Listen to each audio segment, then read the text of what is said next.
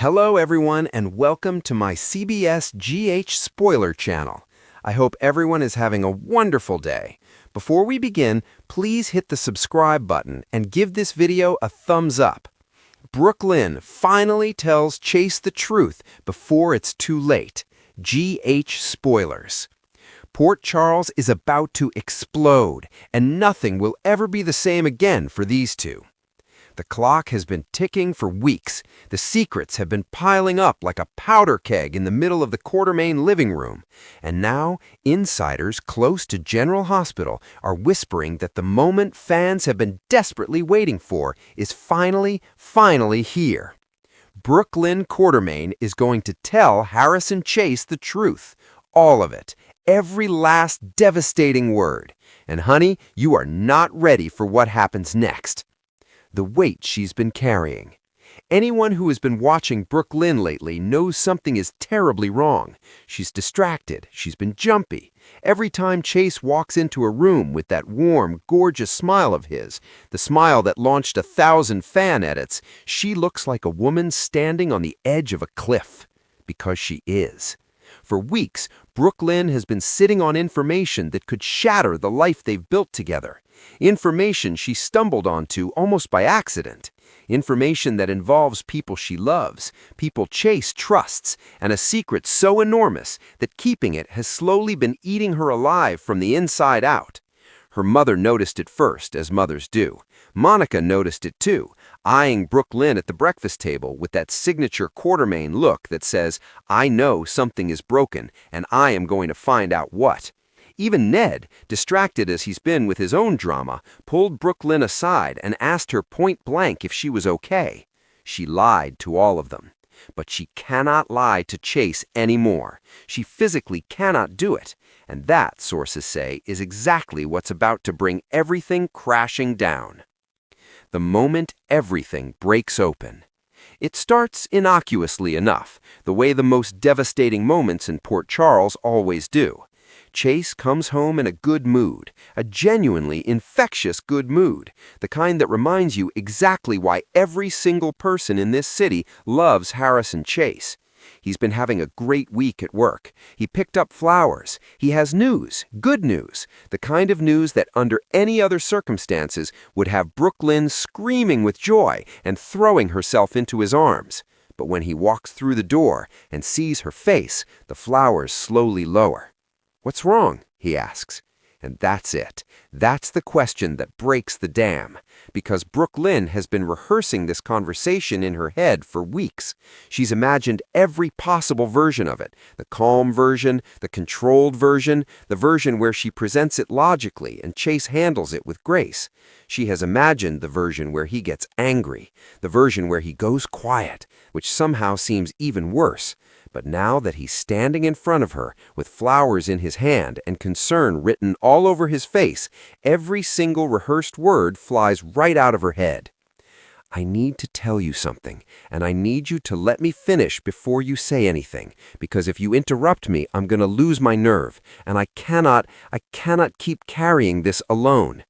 Chase sets the flowers down. He doesn't say a word. The truth comes out.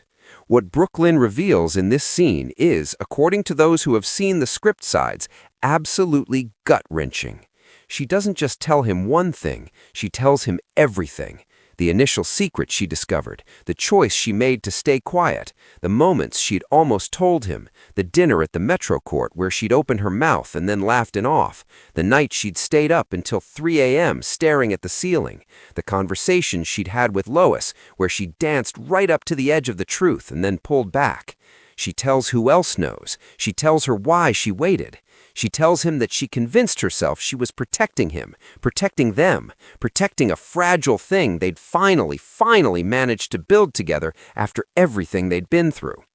"I kept telling myself there would be a better time. I kept telling myself that if I just waited a little longer, maybe it would resolve itself and I'd never have to say any of this out loud." I know how that sounds. I know exactly how that sounds, Chase. Don't look at me like... "I'm not looking at you like anything. Keep going." So she does. Chase's reaction will leave you speechless. Here's where it gets complicated. Here's where General Hospital proves once again why it has been must-watch television for decades. Chase doesn't explode. Chase doesn't storm out. He doesn't do any of the things Brook, Lynn, or frankly the audience might have expected. He goes very, very still. And in some ways, as any Brook Lynn fan will tell you, that is so much harder to watch. "How long?" he asks. She tells him.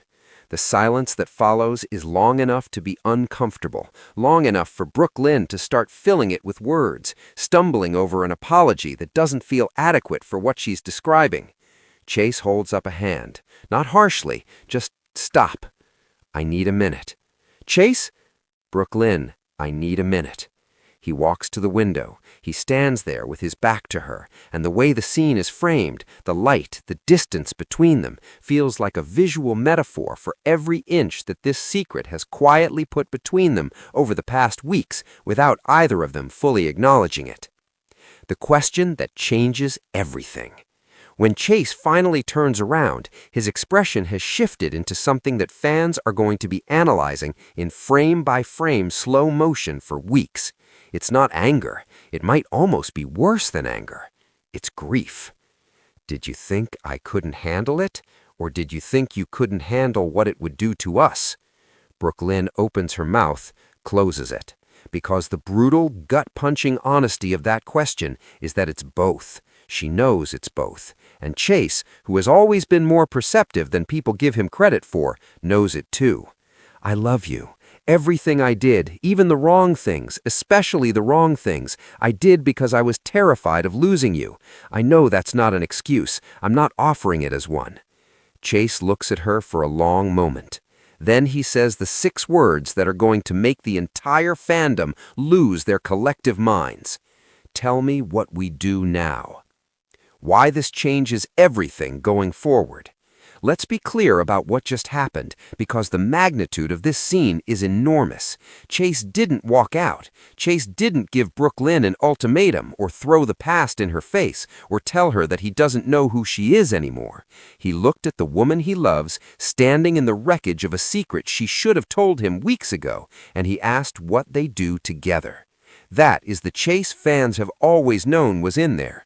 That is the emotional core that has made this couple appointment television. But, and this is a big but, just because Chase responded with grace in this moment does not mean that the fallout is over, not even close, because the secret Brook Lynn revealed doesn't just affect them too. It involves other people in Port Charles whose lives are about to be dramatically upended now that the truth is out. And when those people find out that Brook Lynn talked, Port Charles will burn. What's coming next? Sources suggest that the immediate aftermath of this conversation puts Brook Lynn and Chase in an unexpected united front, but that unity is going to be tested almost immediately when the ripple effects of her confession start spreading outward. There will be at least one confrontation in the next 2 weeks that fans will not see coming. There will be a moment where Chase's loyalty is tested in a way that forces him to choose between his past and his future in a brutally concrete way.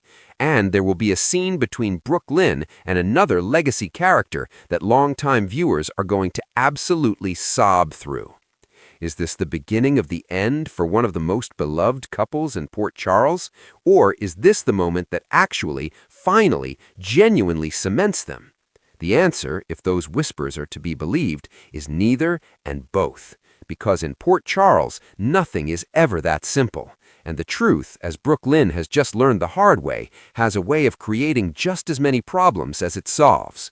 Don't miss a single episode. Things are just getting started.